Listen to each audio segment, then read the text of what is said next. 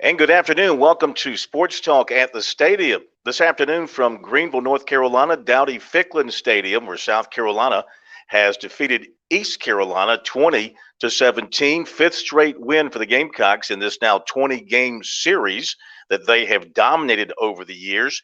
No such domination here today. I mean, it was a truly gutsy performance, a gutsy win for South Carolina.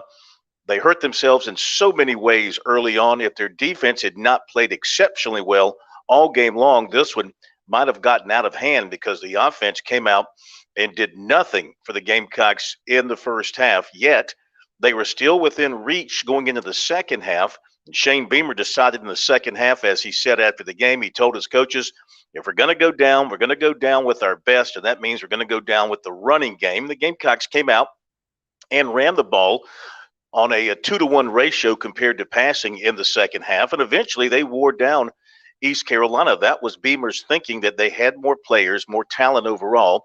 They would just stick with the running game, keep playing excellent defense, cut out the turnovers and the bonehead penalties, as he called them. They'd have a chance in the second half to win, grind it out, gut it out. And that's exactly what they did. If you weren't paying attention to the game on television or radio, let me give you a quick recap. Very first play of the game, a little trickeration by East Carolina. Their fine receiver, Sneed, comes around, takes the pitch from the quarterback, finds his other fine receiver, Hatfield, for 75 yards, 7-0 right off the bat for ECU. Later missed a 44-yard field goal. So the Pirates had a chance to be up 10-0. It was still just 7-0 at that point. Zeb Nolan really struggled early on at quarterback for South Carolina. As it turns out, Luke Doty really wasn't available today. He was in uniform. He was wearing the headset the entire game, but soreness in the foot, according to Beamer, was the reason he never got in. They do feel like he'll be 100% for Georgia next week. So Nolan was struggling. He threw a pick on the Gamecocks' first possession. Later in the quarter, they did move the football. He did throw a nice pass to Josh Vann. It looked like Vann was going to score a touchdown. He gets hit right before the goal line. It was the correct call. He fumbles through the end zone. It's a touchback. It's a turnover, and it's no points for the Gamecocks. They trail 7-0 after a quarter. Later in the second quarter, Gamecocks have the football. Pass to DeCarrion Joyner. He loses a fumble at the USC 27-yard line. Ehlers, the quarterback for East Carolina, would later run in from 3 yards out to make it 14-0. So the Gamecocks are 2 touchdowns down, and there really was nothing at that point that would lead you to believe that they could generate enough offense to get back in this thing. They were totally dependent on their defense and their special teams to make something happen. Defense did make something happen. Later in the second quarter, Damani Staley picked off a pass, returned it 63 yards for the touchdown. Second game of the season, second touchdown for the defense on a pick six, 14-7 at the half. And that's when the Gamecocks attempted to regroup, though they didn't show it early in the third quarter. In fact, neither team did much on offense. The first 6 possessions between the two teams ended with punts. Then finally, USC put a drive together for a touchdown.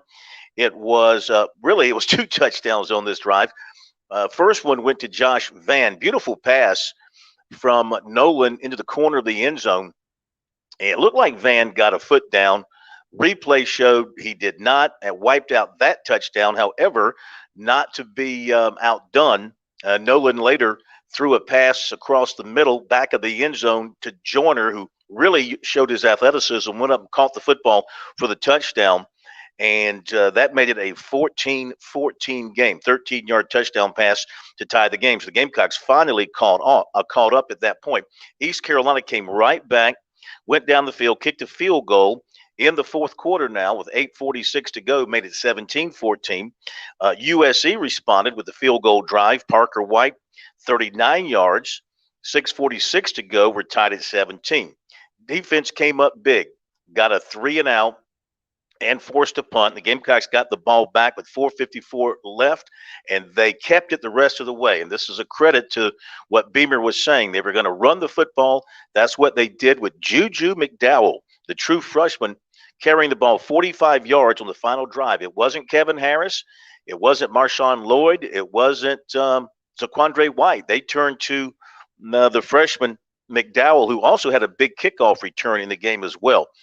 His speed, his quickness is going to be invaluable for this South Carolina offense. It's really something. Well, White has that sort of quick get up and go as well, but it's really something that none of the other backs really have, and they really like this kid.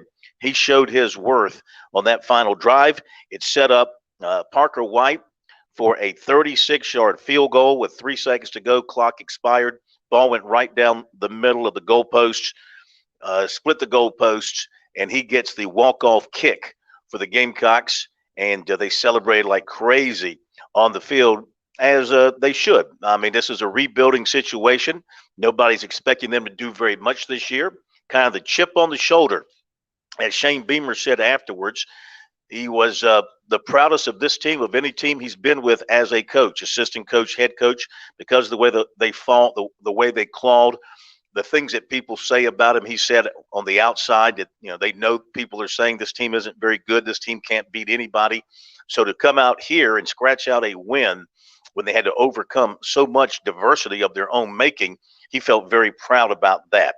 323 yards for the Gamecock offense, so not much there, but the defense held East Carolina to 263. The defense had 5 sacks, 8 tackles for loss, 2 interceptions, and forced a fumble. They had a great game, and we knew going in this Gamecock defense could play some really good football, and they showed it today. Inabare, Sterling was excellent. Mentioned the interception return by Staley. Brad Johnson, Cam Smith had a really good game as well, and they played a number of different players on the defensive side. Nolan was 13 of 24, the 1 interception, the 1 touchdown, 214 yards. Van had 5 catches for 116.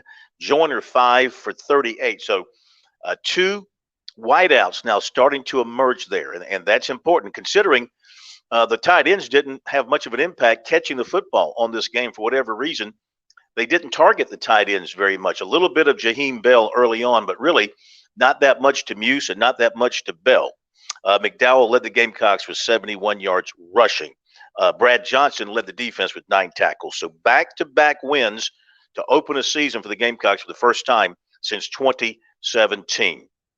So no, it's not like winning the Sugar Bowl or the Fiesta Bowl, the Rose Bowl, or anything like that as part of the college football playoffs. But that's not what Beamer and this team is measuring itself by. They're measuring themselves opponent by opponent, week by week. How much can they improve week by week? How hard are they going to play?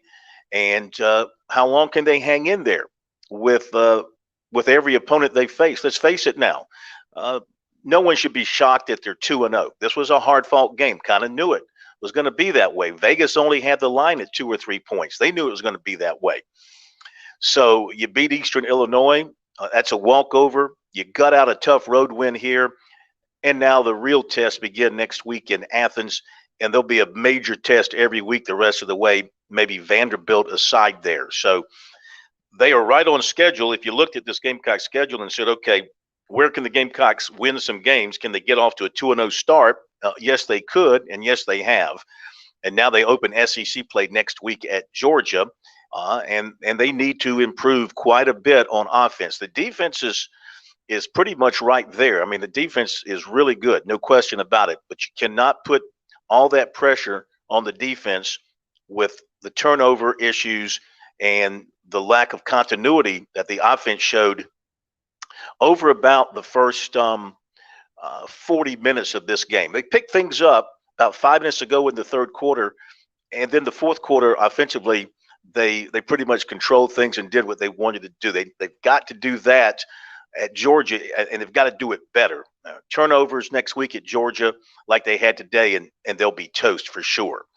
We've got post-game comments from Beamer and players on our website, and tomorrow night Beamer will have a conference call to review everything. We'll have that for you as well at sportstalksc.com, tweeting out right here at sportstalksc. Gamecocks win it here in Greenville, North Carolina on a beautiful day, a crowd right around 40,000. First home game for East Carolina, which falls to 0-2. 20-17, that final. Gamecocks win it. Our coverage here brought to you by Touchstone Energy Cooperatives, the Touchstone Energy Cooperatives Bowl coming up in December, December 11th in Myrtle Beach, the North versus the South. Make your plans to be there for that. Get your tickets and support those kids at that All-Star game. Thanks for checking us out here. Sports Talk at the Stadium from Greenville, North Carolina. Have a great rest of your weekend.